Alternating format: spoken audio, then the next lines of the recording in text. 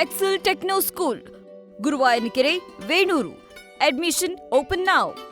ಅದು ಹಿಂದಿನ ಅಧ್ಯಕ್ಷರು ಸತೀಶ್ ಅವರು ಪ್ರೆಸ್ ಮೀಟ್ಗೆ ಒಂದು ಇದನ್ನ ಹಾಕಿದ್ರು. ಅದು ನನಗೆ ಯಾರೋ ಕಳಿಸಿದ್ರು. ಆಮೇಲೆ ನಮ್ಮ ಕಮಿಷನರ್ ಗಮನಕ್ಕೆ ತಂದೆ.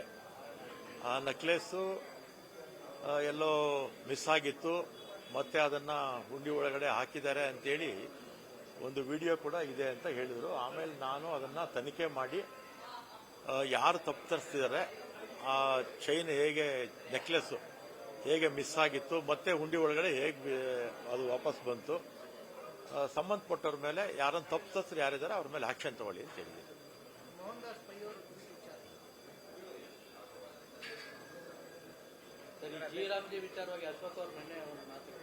ಆಮೇಲೆ ನಿನ್ನೆ ಅಶೋಕ್ ಅವರು ವಿಧಾನಸಭೆಯಲ್ಲಿ ಮಾತಾಡ್ತಾ ಇದ್ರು. ಅದೇ ಜಿ ರಾಮ್ಜಿ ವಿಚಾರ ಮಾತಾಡ್ತಾ ಇದ್ದಾಗ ಅಶೋಕ್ ಅವರು ಏನ್ ಹೇಳಿದ್ರು ಅಂದ್ರೆ, ರಾಮನ ಹೆಸರು ಅಂದ್ರೆ ಕಾಂಗ್ರೆಸ್ನವ್ರಿಗೆ ಆಗೋದಿಲ್ಲ, ಅದಕ್ಕೆ ವಿರೋಧ ಮಾಡ್ತಾರೆ, ಅಲರ್ಜಿ ಅಂತ ಹೇಳಿದ್ರು. ಆಗ ನಾನು ಎದ್ದು ನಿಂತ್ಕೊಂಡು ಹೇಳ್ದೆ, ಜಿ ರಾಮ್ಜಿ ಅಂದ್ರೆ ಶ್ರೀರಾಮನ ಹೆಸರಲ್ಲ. ನಾನು ಕೂಡ ಬಹಳ ಹಿಂದೆ ಪ್ರಾರಂಭದಲ್ಲಿ ತಪ್ಪು ತಿಳ್ಕೊಂಡಿದ್ದೆ. ಜಿ ರಾಮ್ಜಿ ಅಂದ್ರೆ ಏನು ಅಂದ್ರೆ Viksit Bharat guarantee for Rozgar and Ajeevika mission Gramin act, VBGRAMG. ಇದು ರಾಮನ ಹೆಸರಲ್ಲ, ರಾಮನ ಹೆಸರಲ್ಲ. ಇನ್ನೂ ಒಂದ್ಸಲ ಹೇಳ್ತೀನಿ, Viksit Bharat guarantee for Rozgar and Ajeevika mission Gramin act, VBGRAMG. ಆ ಕೊನೆಯಲ್ಲಿ ಆ ರಾಮ್ಜಿ ಅಂತ ಬರುತ್ತಷ್ಟೇ.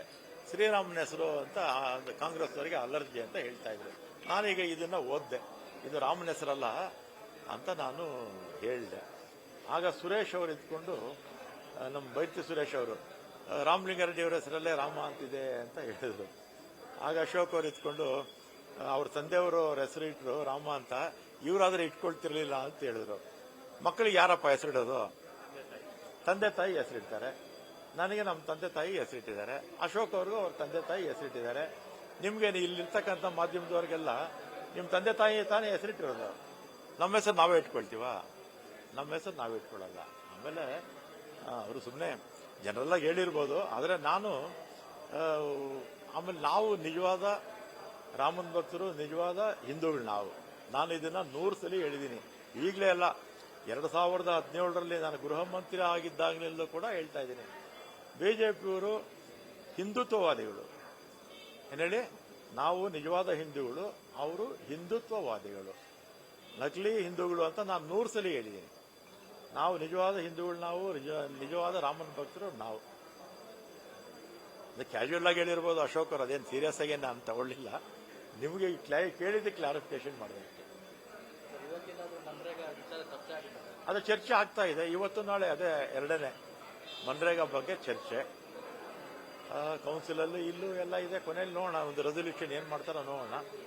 ಆಮೇಲೆ ನಾವು ಇಲ್ಲಿ ಏನೇ ರೆಸೊಲ್ಯೂಷನ್ ಮಾಡಿದ್ರು ಕೇಂದ್ರ ಸರ್ಕಾರ, ಕೇಂದ್ರದಲ್ಲಿ ಅಧಿಕಾರದಲ್ಲಿ ಇರ್ತಕ್ಕಂಥದ್ದು ಬಿಜೆಪಿ ಪಕ್ಷ ಅಲ್ವಾ? ಬಿಜೆಪಿ ಪಕ್ಷ ಎಲ್ಲಿ ಅವರು ಮಾಡ್ತಾರೋ ಇಲ್ಲೋ ಗೊತ್ತಿಲ್ಲ. ಆದರೆ ನಮ್ಮ ಪ್ರಯತ್ನ ನಾವು ಮಾಡಬೇಕು, ಜನರ ಗಮನ ಸೆಳೀಬೇಕು. ಆಮೇಲೆ ಮನ್ರೇಗಾದಿಂದ ಎಷ್ಟು ಕೋಟಿ ಜನಕ್ಕೆ ಉದ್ಯೋಗ ಸಿಗ್ತಿತ್ತು, ಎಷ್ಟು ಕೋಟಿ ಆಸ್ತಿಗಳು ನಿರ್ಮಾಣ ಆಗಿದೆ. ಕರ್ನಾಟಕದಲ್ಲೇ ಅಲ್ಲ, ದೇಶದ ಎಲ್ಲಾ ಭಾಗದಲ್ಲೂ ಕೂಡ ಮನ್ರೇಗಾದಿಂದ ಆಸ್ತಿಗಳಾಯಿತು ದೇಶಕ್ಕೆ. ಆಮೇಲೆ ಕೋಟಿ ಜನಕ್ಕೆ ಉದ್ಯೋಗ ಸಿಗ್ತಿತ್ತು. ಈಗ ಇವರು ಮಾಡಿರೋದ್ರಿಂದ ಅದು ಲಿಮಿಟೆಡ್ ಆಗೋಯ್ತು, ಬಹಳ ಲಿಮಿಟ್ ಆಯಿತು. ಆಮೇಲೆ ಎಲ್ಲಿ ಬೇಕೋ ಆಯ್ದ ಪ್ರದೇಶಗಳಲ್ಲಿ ಮಾತ್ರ ಇದು ಈ ಜಿ ರಾಮ್ಜಿ ಇರುತ್ತೆ.